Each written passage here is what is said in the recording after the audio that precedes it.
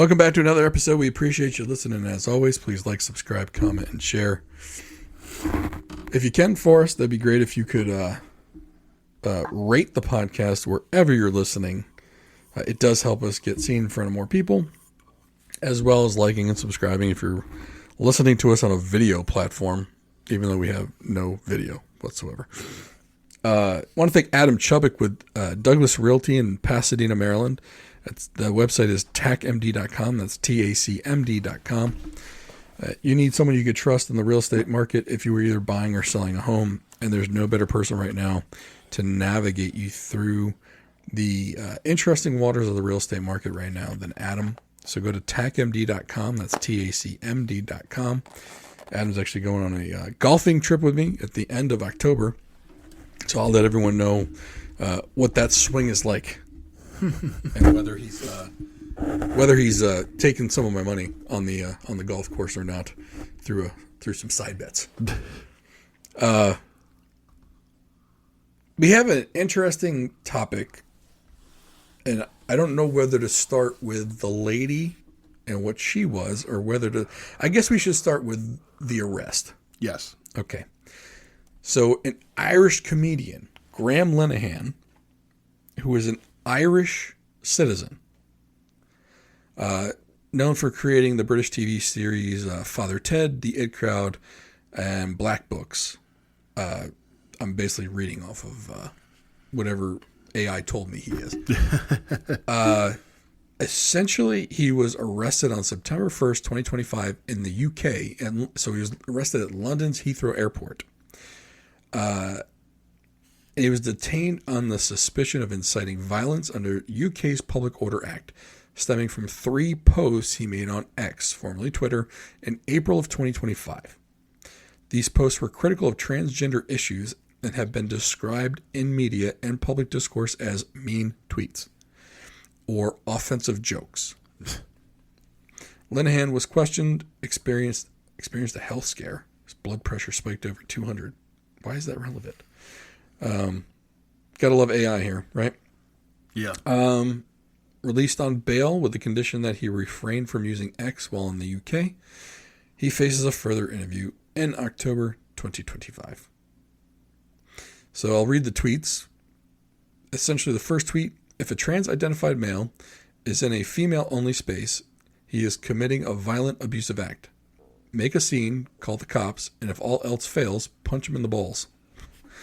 Linehan later explained to police that this was a serious point made with a joke, emphasizing physical differences between men and women, not a literal call to violence.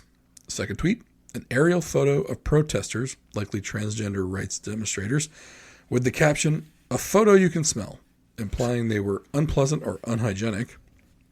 And a third tweet, in response to the photo: "I hate them, misogynists and homophobes. Fuck them," expressing disdain for those he views as promoting hateful ideologies. Okay, that's the basics of it. So essentially, this dude was arrested for mean tweets that they say incited violence, basically against transgender people. Don't really know. Apparently, words can incite violence. But so here's the thing, though. Was any violence incited? In order, I guess, to prove that, you would have to show what violent act was attributed to one of his tweets. Like they tried to do that to Trump after the insurrection. Right. They try to say he incited this mob. So. And they clipped the audio to make it sound like he did. Yeah. Until everyone heard the full audio. Right. Which seems to be par for the course with Trump. Sure. Like the whole very fine people on both sides. Yep. They clipped that the right way. And then during the debate, yeah, they reiterated it after all the full audio had been, like, they were still hanging on to it. Mm-hmm. Like, I think Biden did that. Yeah. It's like, dude, well, his brain was mush at that point anyway. Right. But it's people still believe it, though. Yeah. There are people to this day who still believe the whole Russiagate thing. Very true. So, but yeah, the case against Trump was better than this case. Because I like, where was the violence? Like, you have to go and show some violent act. Now, granted, this is the UK, so their whole legal system is completely different. Right. And I think people forget. We're fortunate here that we have the Bill of Rights and the Constitution that prevents the government from making laws like this. Because they would have made them. They were going to try. Yeah. And the story behind how we know that. So, I don't remember the exact year. I want to say it was 2021. So about a year after Biden had been president, they stood up something called the Bureau of Disinformation Governance Board. That's what it was. Disinformation Governance Board. Essentially, the government was going to be the final determinant of what was real versus fake. Right. They've been such a good job at that. Fact versus fiction. Yeah.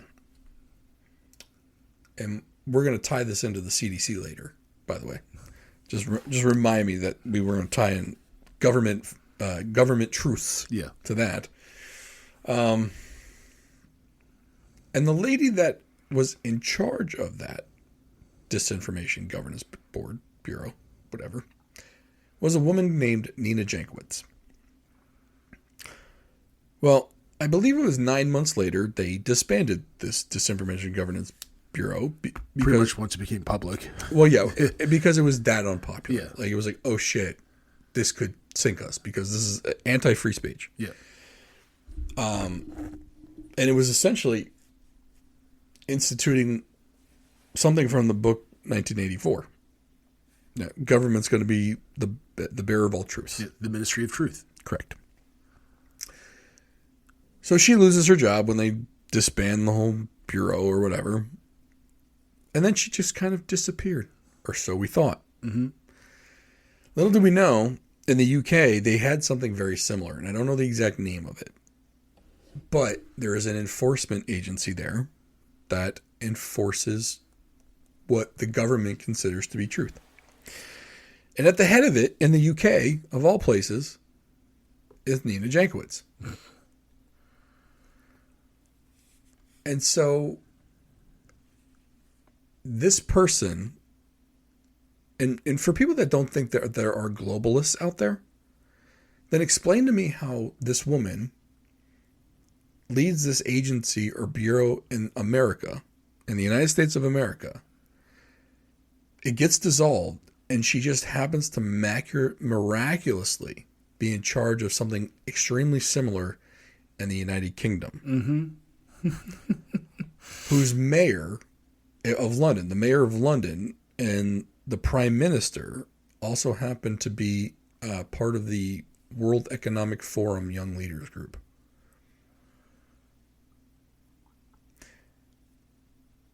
And we've talked about the World Economic Forum, Klaus Schwab. We've talked about that before. If you haven't, look into it. Look into Klaus Schwab. Look into the World Economic Forum. Just see what they stand for. Yeah. I find look, I get it. Correlation isn't causation. Mm-hmm. But god damn it, there's a lot of correlation right there. Yeah. Like, that could have been here. Mm-hmm. Yeah, so I was a little quiet there because I was seeing what she's doing now. So she was part of the Hypatia project, which she conducted at the UK-based Center for Information Resilience, the CIR. They always put a good twist on the words. The project's stated aim is to combat gendered abuse and disinformation online. So she even registered as a foreign agent. So, yeah. Is she British? No. But I think because she works for a foreign government or for something that's funded by a foreign government, she had to register as a foreign agent. So, yeah. It's funny, though, when I was searching her to see what she's up to now, an NPR article came up. How DHS's disinformation board fell victim to misinformation. Come on, man. Like, no matter how you dress this thing up, it's not going to fly here. So, but NPR being government funded, like, of course. She even looks crazy. She does. She's got crazy eyes. And then she was doing Of course, it's relentless and vicious attacks from right-wing Republicans. So, yeah, and the creepy videos of her singing some show tunes didn't help either. I mean, you got to leave it. You got to give it to Democrats. Over the last probably 10 years or so, they're consistent and really shitty messaging. Yeah. Like, wow, they could not sell cookies to a kid. You know what I'm saying? Like, you want to give they couldn't give Oreos to my youngest, who loves Oreos. She would be like, nah, I'm good. Yeah. I love me some sugar, but I'm going to pass on yours. Yeah. But it's really, apparently they weren't going to do anything related to policing speech, according to... Well, and Niall Farage, I forgot what that UK's dude name is. He ended up talking in front of Congress about their laws and whatnot, and how like United States citizens could go to the UK and get arrested because of this. Yeah. And everyone's like, oh no, there's no way, they don't have any jurisdiction. Well, here's this Irish dude who's not British, and not part of the UK. So he made these tweets in Ireland. Yes. And then when he arrived in the UK, he was arrested. Yes. That's wild. Like, think about it. If you decide to go to England, they could listen to something on the show and decide that was hate speech. Bingo. And a tweet that I made, they could attribute to you or me. Yeah. And arrest us on the spot when Wow. we get there. That's wild to me. Yeah. Over a tweet. Yeah. Over an opinion. Mm-hmm. So basically, having an opinion in the UK is illegal. Yeah. Not condemned. Like, you can be arrested. Mm-hmm. That's wild to me. Yeah. Like, so at that point, it's like, then it's government regulated speech. There's no way out. There's no way around it. And it's funny because you can't tell me that other people haven't written somewhat aggressive tweets about, UK soccer games, or the person that sells bread gave them bad bread or something. Someone got mad over something, right? Or snooker. They love snooker. Love the snooker and darts. They love the darts. That shit's on at like 3 a.m. Darts. I didn't realize darts was that exciting. Yeah. Like, they have crowds, like arenas. Yeah. Amazing to me.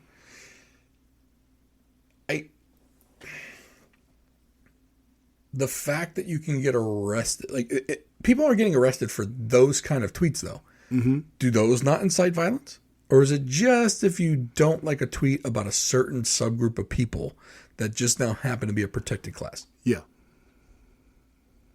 Make that make sense to me. Listen, if everyone else has to have thick skin, so do they. Mm-hmm. You've got to realize that trying to think of it. I think I hate to associate it with being gay, because that's not what it is. Yeah. But gay people faced discrimination back in the 80s and 90s. We've talked about that a lot. Nowadays, is it more so than any other group that gay and lesbian people are probably getting it from? Probably not. Yeah. Like, welcome to mainstream. Yeah. You're now just like everybody else. Right. You lost your special status where you could stand out from a crowd and be awesome. Yeah. Now you're just another gay guy. Now you're just gay. Sorry. Yeah. And you have kids now. Yeah. Great move. And you got married. And you got married. Welcome to misery. Well, I mean, what was the old saying? Great. Now they should be allowed to be as miserable as the rest of us, right? And they got their wish. Yeah. Not that I'm miserable. Love my wife. Happy as a clam. But everyone else is miserable. Yeah. Right? Everyone else. And yeah, it's just so I feel like some people in that crowd, I'm not saying it's the gays and lesbians, but there's other people that were kind of lumped in with them who I got a feeling that, being gay or being lesbian wasn't enough of an attention grabber in this day and age, that they had to come up with something completely else. Now, don't get me wrong, for an extremely minute percentage of the population, being transgender is an actual chromosomal DNA thing. The people that are upset are not them. Yeah. again, those people want to fade into the background. They just want to live their life. They're not shouting it from the rooftops. They're not trying to go into the bathroom of whatever they associate with because they can associate with either because their DNA says they can. Yeah. These are not them. These are not actual transgender people. Well, I'm transgender if I say I am. No. Not biologically. I am sorry. I'm not saying you don't have a right to live your life the way you want to, though. You better not go to England anytime soon. Who, me? I know. Even though I want all the prosperity in the world for every single human being. Doesn't matter. Regardless of lifestyle. Everybody love everybody. Famous Jackie Moon. Everybody love everybody. But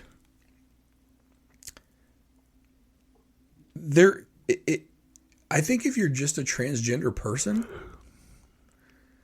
who isn't just putting on a show, yeah, there's no attention for you. And if that's what you're after is the attention because you don't feel loved, you don't feel appreciated, it's deeper than you saying you're transgender. You have a void in your life that you're trying to fill with the attention from others. Mm-hmm. And this is your choice of how to get that attention. Because I think if you were truly transgender, you don't care which bathroom you're going into. You're just going in to use the shitter and get out. Yeah. Yeah. That's I feel like if you're truly transgender, that's what you're just trying to live life. If you're cosplaying, you're looking for all the attention in the world. And this is how you're getting it. Mm-hmm. And I feel like when the people start to allow the government to tell them what's true, it's because the government is afraid of the truth itself. And I'm going to give a great example of this because we're kind of running into this with RFK Jr. right now, especially right now. Mm-hmm. The knives are out for this guy, even more than they were. He kind of took a backseat to Orange Man Bad. Mm-hmm. He took a backseat to Stephen Miller, who looks like Dr. Evil. Yeah. Again, talk about bad messenger. Stop putting him in front of a camera. Stop. Yeah. He looks like he killed people. Right. Yeah. He didn't. I'm not saying he did, but he looks like he could possibly do that. Mm-hmm. Right. That's like when Republicans used to put John Bolton in front of a camera. Oh my God. Dude looks evil. Yeah. With that huge ass mustache. Stop putting him in front. Not everyone's got a face made for TV. Sorry. Yeah, right. Not everyone should be your messenger. Just shouldn't. Because the message, no matter what the message is, all you hear is evil, right. evil, death. Like if I see John Bolton, I think he killed people. He kind of, by proxy, he doesn't have the balls to do it himself. Look, he could be stroking. He'd gladly send one of our kids over somewhere else to kill people. He could be stroking kittens right now. Yeah. He could be the puppy loving man that everyone didn't kill a soul, but he looks like he could have. Yeah. Just not the friendliest face. That's all I'm saying. Messaging, horrible. Messaging matters. Mm-hmm. Okay. So, the good thing I like about RFK is that these politicians try to come at him. And he's like, you haven't done shit to protect human life. And particularly Bernie Sanders and Elizabeth Warren. Mm-hmm. He basically, you two have taken the most money from Big Pharma of any senator in this House or in the Senate. You two are the last two that should be talking about anything medical. I think Chris Christie came at him too, which is funny. That guy's just trying to be relevant. I'm sorry, your career is over. Yeah. All right, your career was over when they took that picture of you on the beach because you looked awful. Stop going to the beach. You're not made for that. Just look, I'm not built for speed, and I'm not trying to run the 50-yard dash, right? Yeah. Not my event. Just like his event is not beach. He's not Ken from Barbie. I like the beach. No, Chris Christie, you should not beach. Just hang up your beach shoes.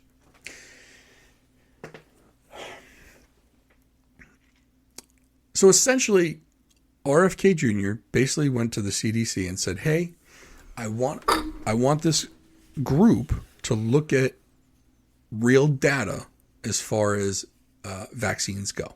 Mm-hmm. And the head, I believe, one of the heads of some department of the CDC, she said no. Dr. Monarez, I believe was her name. She said no. RFK asked for her resignation. She said no. Trump fired her. And in response, 3 other high-level doctors all quit in solidarity, and a whole bunch of the people there like clapped them out like they were 5th graders in elementary school. Like all the 4th, 3rd, 4th, 5th, they're all clapping them out like, "Yay, you're awesome!" And then like another 100 or 1,000 employees wrote letters. I can't believe we're doing this. Okay, except these were the people also in charge during COVID, who happened to get everything fucking wrong. And they pretend like nobody knows that they got it wrong. Yeah. And like these are the infallible doctors that, oh my God, he's ruining the science community. Or maybe he's getting rid of the assholes that didn't follow science, because it's not like we don't already know that the scientific groups within government agencies like the FDA and CDC can't be bought and paid for because, oh, by the way, we've got the proof from the Purdue Pharma case where the guy approved OxyContin without an addiction label. Mm-hmm. Where they let Purdue Pharma go into hospitals, and it's why you see the pain chart with smiley faces or frowny faces. I worked in a hospital in pretty much from 2000 to 2005 when all that stuff started. Mm-hmm. And I remember when they put them all up, it was like point to your pain level. And it was the smiley faces. Mm-hmm. And then at the bottom of it, OxyContin, Purdue Pharma, like it was them. Mm-hmm. So... And so he's challenging some of the vaccines again. Oh, he's anti-vax, right? No, he's not anti-vaccine. Yes. But he brings up one in particular, and it's the hepatitis B vaccine. The hepatitis B vaccine is the first vaccine given to your baby in the hospital. The very first one. Mm-hmm. There's an ingredient in it, which I'll get to in a minute. But if every mother in a hospital is given a blood test to see if they have hepatitis B. Mm-hmm. If the mother doesn't have hepatitis B, if a mother does have hepatitis B, it can be passed through the baby. Therefore, that vaccine makes sense for that baby. There's only about 10,000 births out of about 4 million a year in which that would be the case. But rather than just give it to those 10,000 babies, it is now required that every single baby, all 4 million of them, get a hepatitis B vaccine. Even though the only way to contract hepatitis B is either through the birth mother because it's blood to blood, intravenous needles. Yeah, babies are known for really mainlining. I mean, when I do drugs, I want a baby there because I want them to do the drugs for me. High babies are more fun. Yeah, I mean, let's face that, right? And sexual activity. Babies are not. You can't make a joke about that. You can make a joke about babies getting high with needles. Let's just say babies ain't having sex. Right. I hope they're not. So I'm going to go. As far as I'm pushing that joke, there is a joke there, though. Right. Somewhere. So, unless the baby's coming out of the mother's vagina or C-section and just going straight to the opium den. Right. Or you know what? Maybe the doctor's getting high on heroin and is like, hey, baby, you want a hit of this? And the baby's like, yep, I do. You ever see a high baby, bro? Right. Baby can't even open its eyes yet, but it said yes to the heroin with the doc and the nurse. Everyone's just getting high in the hospital. Yeah. That's what's happening. Because none of those situations are in place, the other 4 million babies should not be getting the hepatitis B vaccine. Because one of the ingredients in the hepatitis B vaccine, which is not part of the vaccine, it's part of the covalent, which actually helps it bond to different things. It helps it bond in the body to make it stick, basically make it work, right? Mm-hmm. But there are other covalents that could be used.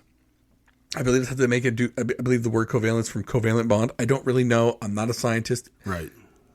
Even though our Twitter handle does say doctor, MD, and some other letters behind it. Not a doctor. But essentially the aluminum, and it's aluminum, is in the vaccine, which is a neurotoxin given to babies. It seems like what could go wrong? I mean, when did they start giving this vaccine to babies? I believe it was after the immunity was given to Big Pharma for vaccines. So, like, I think that was 86? Or was it 90 something? Let's see. When were pharmaceutical... I spelled that horribly. Pharmaceutical companies given immunity from vaccine injuries? Yeah. Let's see what the AI says. It's thinking. We're granted immunity lawsuits, National Childhood Vaccine Injury Act, 1986, signed into law by good old Ronald Reagan. Well, it's funny. Vaccine Injury Act. It seems like it's like designed to prevent that, which it doesn't. It's just designed to. It just helps pharmaceutical companies. This protection applies to claims after October 1st, 1988. So after 1988, you're fucked. Yep, couldn't do it.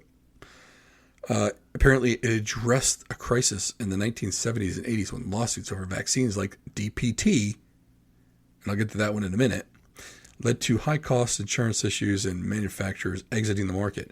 You want to know why DPT had such issues? Yeah, I'd love to. Because, and I wish I knew the exact thing. Basically, it caused some problems in babies, right? To the point where no other Western nation has that vaccine. But we do. But we have it. Yeah. This is like the people, the medical professionals in this country can most certainly be bought and paid for. Oh. And so can the politicians that make the rules. Yeah. Even the ones that rail against Big Pharma, like Bernie and Elizabeth Warren, because they really don't rail against them too hard. Yeah. Now, what was the other question you'd asked me? That was the immunity. Yeah. I'm going to ask.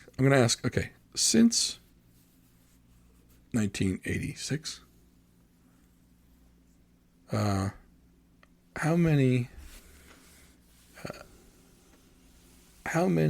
vaccine doses did the vaccine schedule increase by?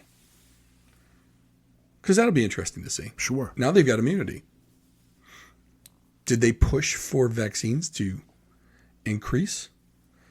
In 1986, the schedule recommended 11 doses of 4 vaccines. So DTP, 4 doses, OPV, MMR, a TD booster, and it basically protected against 7 diseases. As of the most recent schedule, the 2025 CDC schedule, children receive approximately 83 doses of 15 vaccines to protect against 18 diseases. 83 doses. Yeah. Versus 11. So 11 doses protected against 7 diseases versus 83 doses of 15 vaccines to protect against 18 diseases. And you don't think, and people don't think that has anything to do with the immunity. These vaccines were not profit sources, right, for these companies. I mean, shoot, Hep B, 3 doses. We just talked about that one. Rotavirus, 2 to 3. DTaP, which is diphtheria, pertussis. HIB, PCV, I don't even know, varicella, Hep A. COVID-19 is on that. Oh my God. Approximately 10 doses, initial plus annual updates. It's on there with the flu vaccine. But the funny thing is, the COVID-19 ones, they're not even vaccines. No, they're not. I don't even know what Men-B is. HPV, human papilloma, which, by the way, that one's in litigation. That's Gardasil. Okay. And if you ask your doctor, it's mostly for girls, but I think for some reason they give it to boys. They always give it to boys now, yeah. And if you ask your doctor to push that off, luckily we go to a pediatrician that was okay with that. Mm-hmm.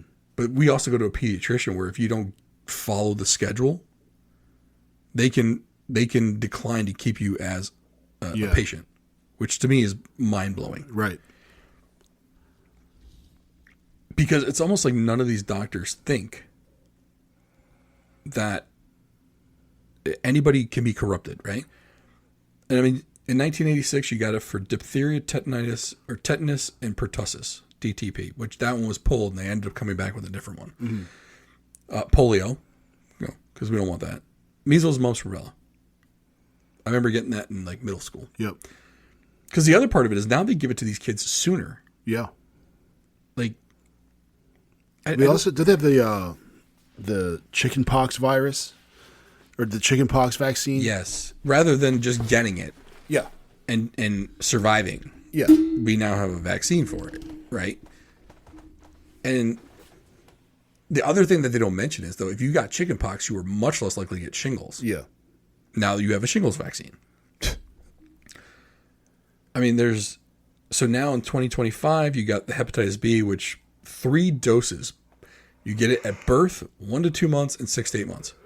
And it has aluminum in it. Because, your brain's fully developed at that point. What can aluminum do? They used to use mercury. Rotavirus. Thermosol. Yeah. That's another one. Rotavirus. 2 to 3 doses. You get it at age 2, 4, and sometimes 6 months. 2 months, 4 months, and 6 months. Depending on the vaccine brand, though. Diphtheria, tetanus, cellular pertussis, DTaP. 5 doses.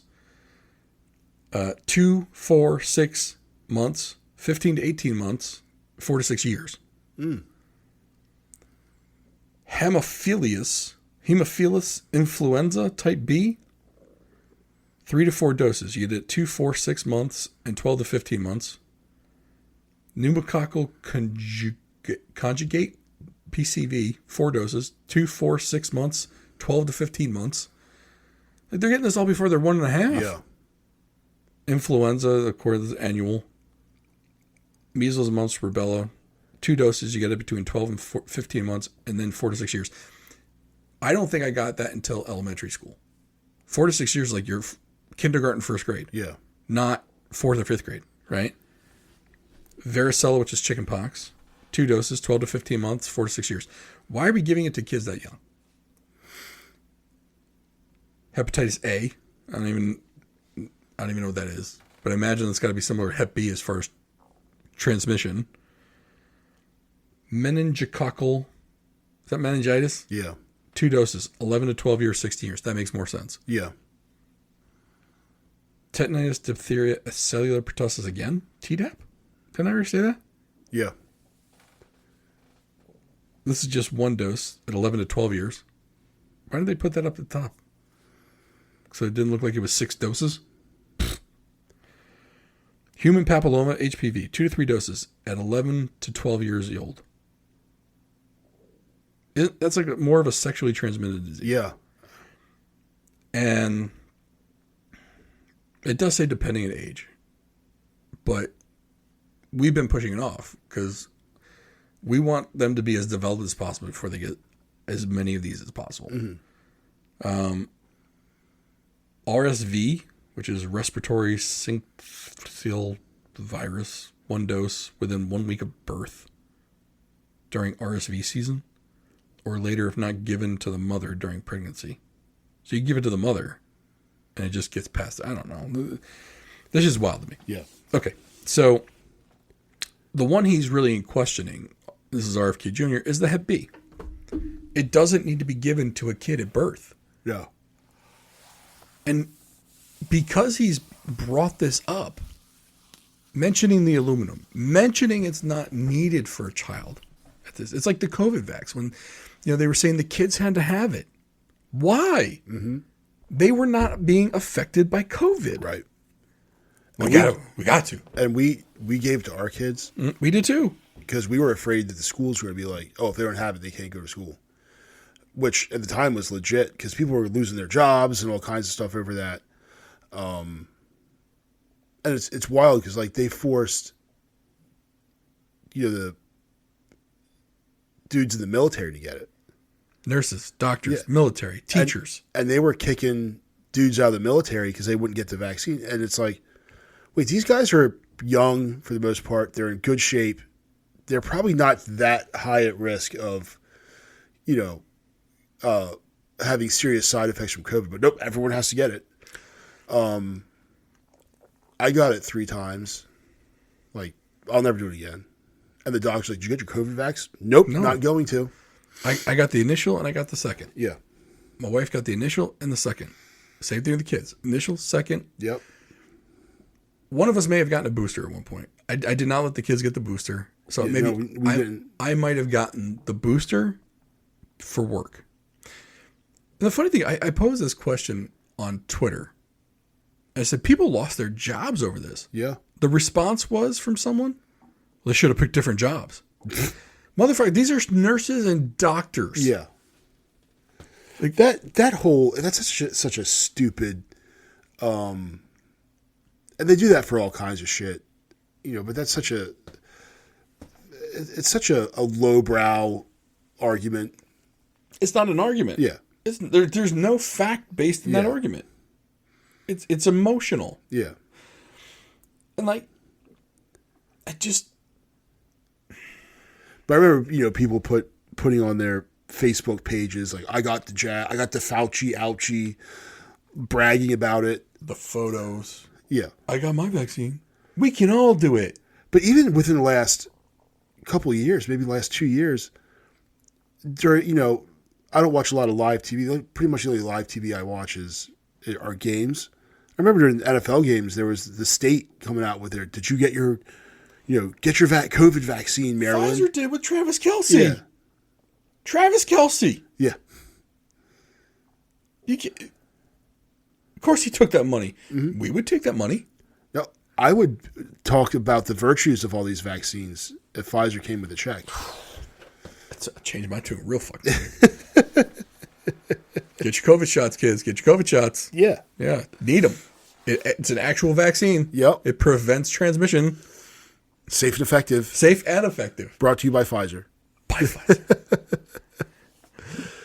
But it's funny, though, because Trump, I don't know if he posted on Truth Social about Operation Warp Speed. And he said, if it was, it was brilliant, but if it was not, we need to know why. Which for Donald Trump to say, hey, maybe something I pushed wasn't the best for him, that's huge. He's got a scapegoat in Fauci, though. Yeah. He's going to say the corrupted bureaucrats told me this is what was needed. Oh, sure. That's what he's going to say. Yeah. And he wouldn't be wrong. Yeah. I mean, it's funny. So one of those doctors, and if I could do air quotes, I would. This dude, it is a guy. Mm-hmm. I can't remember his name. Of course, as soon as he resigns in solidarity with Dr. Monterez, he then, of course, does the media circuit. Well, there's nothing wrong with the hepatitis B vaccine. We're trying to prevent the disease in kids. It doesn't present all the facts of it. Yeah. Doesn't say anything about how Hep B is transmitted, how it's contracted. Doesn't say any of this. Yeah. And of course, the reporters don't quiz him on it. Oh. Even though they have doctors on staff that know this shit, they're not going to push it because they're there to push an agenda. Mm-hmm. Then, of course, pictures of this guy come out and he's all fetished up. Like he's in like the BDSM scene and shit. Oh, God. And it's like, so then the right's like, see, that's what he is. He's your doctor. And apparently he was also pushing like the gender affirming surgeries and shit. It's like, okay, these people are doctor in name only. And they should have had their medical license revoked years ago. Yeah. Never mind the fact most of them probably haven't been practicing doctors in years. I wonder if any of them ever actually were. I mean, if they have the MD, they went to medical school, right? But a lot of these medical doctors, and people are like, well, how are they part of big pharma? What do you mean? Okay, I'm going to tell you exactly how this goes. They go in the work. They bounce back and forth between universities and the government work. Mm-hmm. And how this works is they go to do the government. They do whatever Big Pharma tells them. They approve drugs based on Big Pharma data and not actual double-blind placebo tests, because that hasn't happened in years. Yep. They do all the approving. They do all the recommendations. It's like Boeing being allowed to certify their own aircraft. It's very similar. Yeah. And then after a couple of years in the government sector, they go with this new credential and they go and work at a university to do research. Yeah.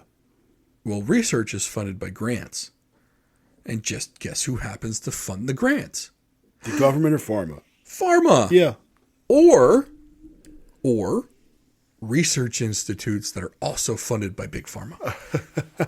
Or apparently DOD is involved in it too. Oh yeah. I mean, you don't think Raytheon and you don't think they've funded a lot of this shit? Well, Warp Speed was headed by, like, it existed prior to COVID. Mm-hmm. And it was mRNA did. Yeah. It was a military program. Biological weapon. Yeah. Mm-hmm. So anyway, that's how that system works. That's how doctors essentially earn favors from big pharma and big corporations in order to get their research funded. The research is mostly a farce. It's just a way for them to get paid $200,000 to $400,000. And the university brings them on because they get what's called, there's two different types. There's indirect cost rates, and then there's management administrative fees. For example, if you were at Johns Hopkins University and you're a research professor, if you had an on-campus research project, Johns Hopkins University was able to take 63.5% because of a negotiated rate between Johns Hopkins University and USAID, who was their main funder, which meant NIH, CDC, all these other government agencies had to follow the negotiated rate with with the funding agency of record for that university. So if they got $1 million grant to research, I don't know, freaking hemorrhoids, Johns Hopkins took $630,000 of it? Yes. If it was on campus. Now, if it was off campus, meaning it was in a foreign country or somewhere else, they got 23%. Okay. Now, keep in mind, these rates may not be current as of today. Mm-hmm. I haven't worked there in over close to 20 years, almost exactly. Mm-hmm. It was 19 years ago I worked there. And I worked there for about 3 years managing grants from USAID, NIH, Nemours, Nestle, and the Gates Foundation. The Gates Foundation is sinister. I would highly recommend, and more information is coming out now about Bill Gates being intertwined with the WHO and how Bill Gates is able to get the WHO to do basically whatever he wants because he's the biggest funder of the WHO. A long time ago, the head of the WHO basically said he had to go hat in hand to every country. Well, guess who filled the vacuum? Bill Gates. Bill Gates. And so he's able to do pretty much anything. Like, there are some vaccines that we don't even allow in the United States. Aren't they pushing them on African kids? Yes. And these pharma companies that probably have So it's essentially the Tuskegee project, just in Africa. just different black people. Yeah. Yeah. Not black people here, black people there. Right. Because as the old saying goes, no one gives a fuck about Africa. Right. Forgot what movie that's from, but it's a hell of a quote. Tears of the Sun. Yes. No, wait, that's... No. War of Lord of War? No, that's not it either. I think Maybe. that's it. Tears of the Sun, Bruce Willis said God forgot about Africa. Was it Blood Diamond? Maybe. Yeah. I don't know. But Tears of the Sun, that is appropriate too. So essentially, a lot of these companies, Bill Gates has money in. Like, he had money in Moderna. He had money in Pfizer as an investor. He's got money in other companies that he gets the WHO to fund by either giving them money, or he puts in some money, but these other countries are putting in money and they're funding the purchase of these drugs. Bill Gates is an evil, evil human being. He owns a ton of farmland. Mm-hmm. He's been behind the alternative meat drive. So the Impossible Burger, the Beyond Burger, a lot of that's him. Never had one. Never will. I've tasted it. It's fine. But look at the ingredients in one of those. Oh. It's chemicals. All chemicals. Mm-hmm. But these are the people that are behind your scientific community. So when established politicians, other doctors, like the ones that signed on to, what was the 100 or so doctors that signed that letter during COVID? It was all bullshit. Mm-hmm. Like, I can't remember the exact letter. Yeah. But apparently they were all exposed as frauds. But people are like, oh, see, all these surgeon generals signed this letter saying it's fine. So these other guys are quacks. I imagine to be the Surgeon General, you probably have to be pretty closely tied into all these folks. I don't doubt it. Yeah. Don't doubt it. I mean,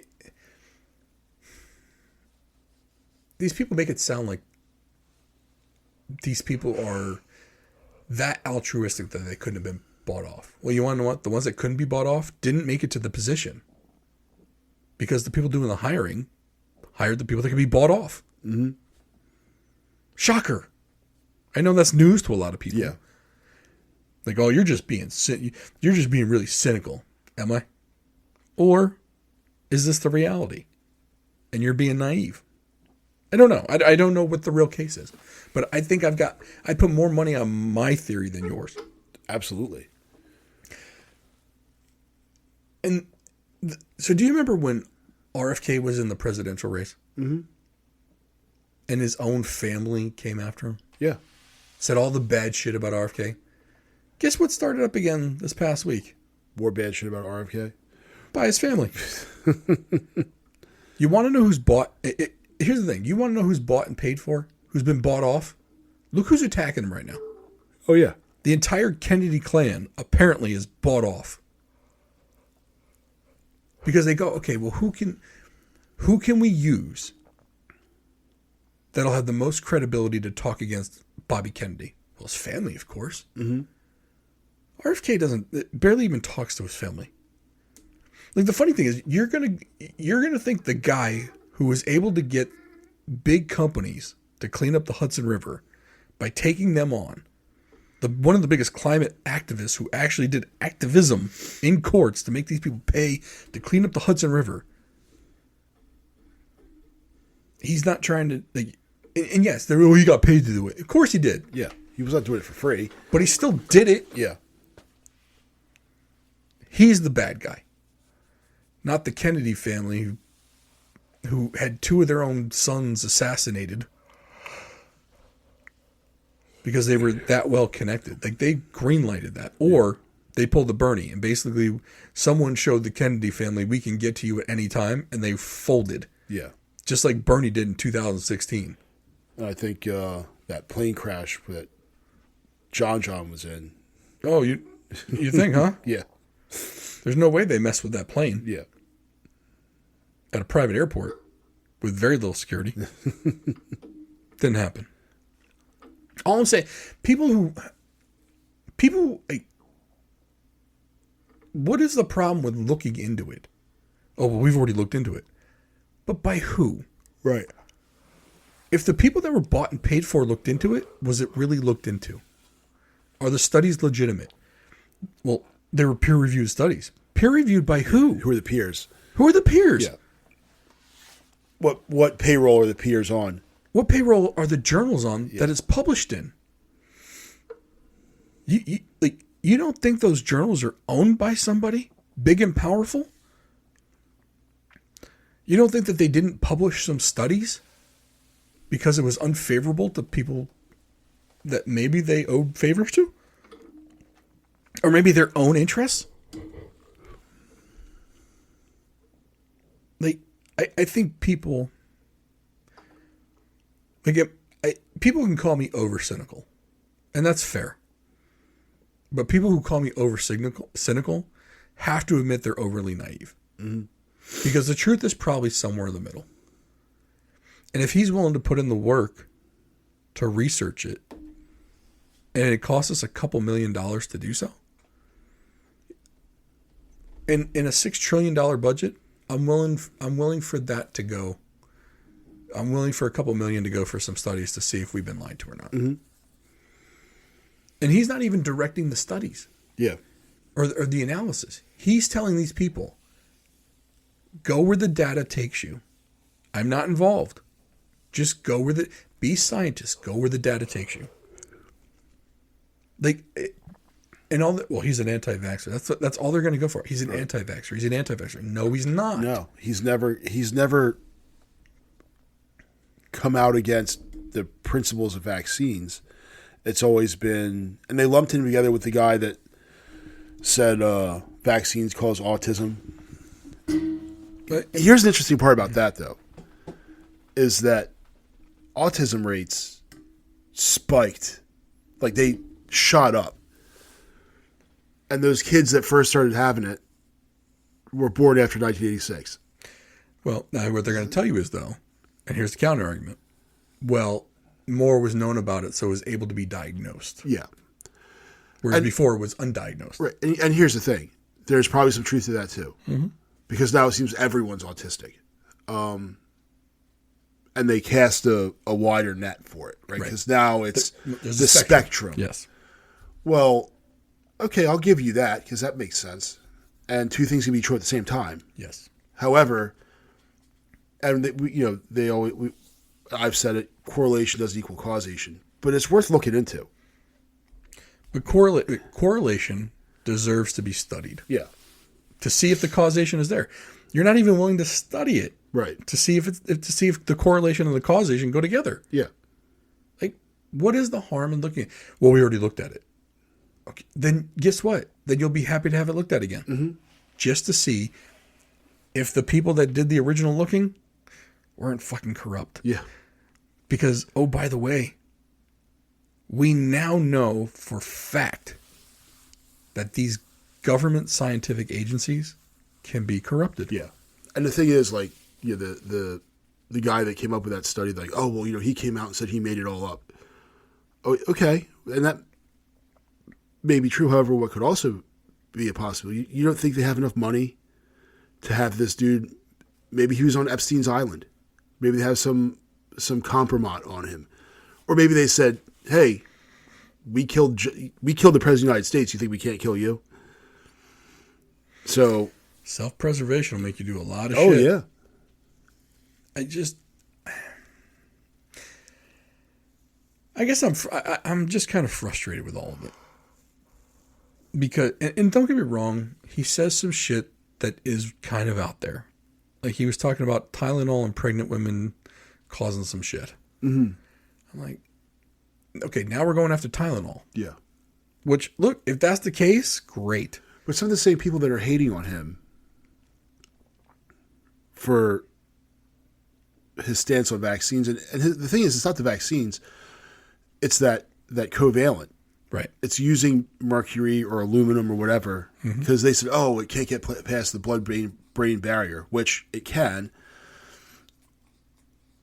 And not even bothering to look into the effect that it has on the development of a child. Especially the mercury. Yeah. Which, by the way, it's the actual name for it, the variant's called thimerosal. Okay. For people that were, there's no mercury. ChatGPT said there isn't mercury. Yeah. Right. It's thimerosal. It's a form of mercury. Yeah. And it's just as much of a neurotoxin. Oh, but it's like diet mercury. It's still fucking mercury. Diet, no. It's like saying Diet Coke is good for you. Meanwhile, it's got aspartame and can give you cancer. Yeah. So but these same people that are railing against him for this are the same people that won't eat fish like tuna or swordfish or any of that because it has mercury, cold water seafood, because it has mercury in it when they're pregnant. But then they'll turn around and inject their babies with this crap. And themselves. Yeah. I mean, it's wild to me that they just want to be against these people so much that they'll, what do they say? They say poor people vote against their best interest by voting for Trump. Mm-hmm. Okay, well, if you're going to go based on that logic, you're going against your own health interests by not allowing these studies to be done in the modern day and age. I mean, shit.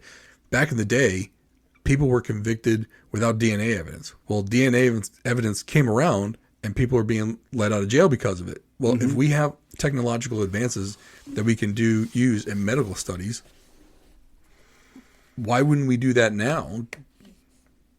Because we're not going to do it because we did studies with old tech 30 years ago? Yeah.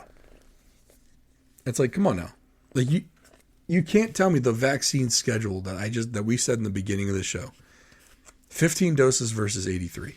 Or it might have been 11 doses. Yeah. Versus 83. Yeah. 80 fucking 3, man. That's a multiplier of 7. Mm-hmm. Most of which are given within the first 15 months of life. Yeah. And the thing is, like, I completely lost my train of thought. Sorry about that. It happens. We're recording this late. Right. This is the After Dark episode. Yeah. Right. Yeah. It was good, though. I mean, it probably had something to do with people being pieces of shit. No, I'm kidding. Well. But I just don't understand how there's no curiosity there. Well, this is where I was going at. If it was bad, don't you want to know so that no one else gets affected by it? But their thing is, we know it's not bad. We were told it's not bad. Yeah. Well, I can tell you a lot of things. Right. But they don't believe that they could be lied to. Yeah. The government wouldn't lie to us. Even though they've lied about almost everything. Yeah, well, it's the U.S. government is like the single biggest propaganda operation there is. 100%. And it's funny how people will just defend the government. Like, these are people, the government, the entity that pisses your money away, blowing up people all over the world. Like, these are the good guys. It boggles my mind how they make that connection. And it's not to say, like, and when we talked about the USAID dismantling, I've been very consistent in the fact that I didn't like the fact that Susie admin lady lost her job. Yeah. Because some bureaucrats decided to create this monster of a corrupt machine. Mm-hmm. She had nothing to do with that. And I still think this administration could have been more humane in how they went about Absolutely. it. And I'll stick to that till the day I die. That being said, it doesn't mean AID didn't need to be dismantled because of how corrupt it had become. And it's like people that said, like, they didn't want the Department of Education to be dismantled. Meanwhile, we had a podcast review of another podcast called Sold a Story, in which the Department of Education essentially held firm on a recommendation for a program that was proven to teach kids not to read. Yeah. Even though a sitting president wanted to get rid of it, but then got distracted by 9/11, bigger fish to fry. Yeah. And of course, the big publishing took the distraction, made sure they didn't get their money source taken away. Mm-hmm. And that's what I'm saying. Like, a lot of these government agencies, like, people think they're altruistic. And there's a lot of people there that are. Oh, yeah. Susie Admin did not do anything to corrupt the AID. But she took the consequences for the people that did. Mm-hmm. And that sucks. I'm not in favor of that. Most of your lower level people, GS-14s and down, non-political people, they're just there doing a job. Mm-hmm. They shouldn't have lost their job. Yeah. And they probably hated their job as much as you hate yours. Or they were getting a paycheck every 2 weeks. Yeah. That's what it was to them. It was a paycheck. Or they felt some kind of something special because they felt like they were actually helping people because that's what they were told. Yeah. That's what the job description says. We're helping little kids with Ebola or whatever in Africa. Yay, Africa. We're helping the kids in Africa. Yeah, we're helping kill them. Yeah. But they don't know that. They don't know that. They think they're helping them. Mm-hmm. And that's why I didn't agree with any of that shit. But I also think it probably had to happen. And it sucks, man. It really does. Because is there a place for that agency with its original intent? If the original intent was to help make the rest of the world healthier, yes, 100%. But was that what it was doing? No. Yeah. Was the Department of Education trying to lift up the education of all the kids in this country? No, it was not. We have proof of that. Did the FDA, that was supposed to protect American citizens from bad drugs or drugs that do harm to people, did they do that job? No, they did not. Did the CDC respond to a worldwide pandemic with only scientific fact? No, they did not. And we know this. So why are all of these people saying, you know what? I'm going to believe what they're telling me now. Well, fool me once, shame on what? Fool me once, shame on you. Fool me twice, shame on me. Yeah. Well, fool me 800 times. You should definitely shame on me. I'm just done falling for it. And that's where I am on that. Yeah. No, I agree. I'm trying to think where we started with this. Nina Jankowicz. Yeah. Good on her, though, for pivoting. Going to Britain, getting that job.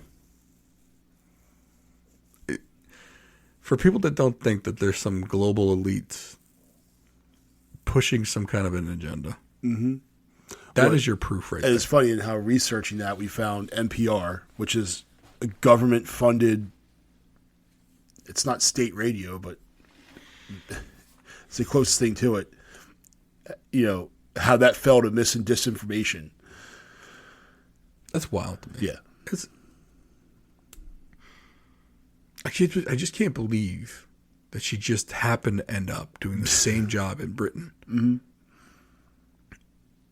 And you see what they're doing in Britain. I mean, you could argue there is no such thing as free speech there. And maybe there never was. But now there really isn't. Yeah. Imagine having, just being frustrated. Because according to this guy, Graham, the transgender people were apparently threatening him, and he wrote the tweets afterward. Mm-hmm. Or maybe he made a tweet, they threatened him. There was something going on, right? Yeah. So he's probably frustrated. It's kind of like, J.K. Rowling has a whole bunch of stuff like this, right? Are they going to arrest her? How is it determined she gets arrested? You're going to arrest the guy who's doing paint, doing interior paint jobs in England. Mm-hmm. Going to arrest him for a mean tweet. Like, come on, man. It's wild to me. Just that's where they are. Yeah. I mean, the title of this episode is probably going to be "The UK Has Fallen." That's probably where it's probably going to be the title. Yeah. It's a little clickbaity, but it's pretty true that's what this episode is about. Yeah. So, we got anything else? That's it. All right. Thank you to Adam Chubbuck, tacmd.com, tacmd.com. If you made it this far, please rate us on the podcast platforms. Rate us on any place that you listen to this. Like, subscribe, comment, share, all that fun stuff. That's our handshake agreement with you. We ask for no money. We just ask for love and adoration via a like button. That's all we need. All right. See you next week.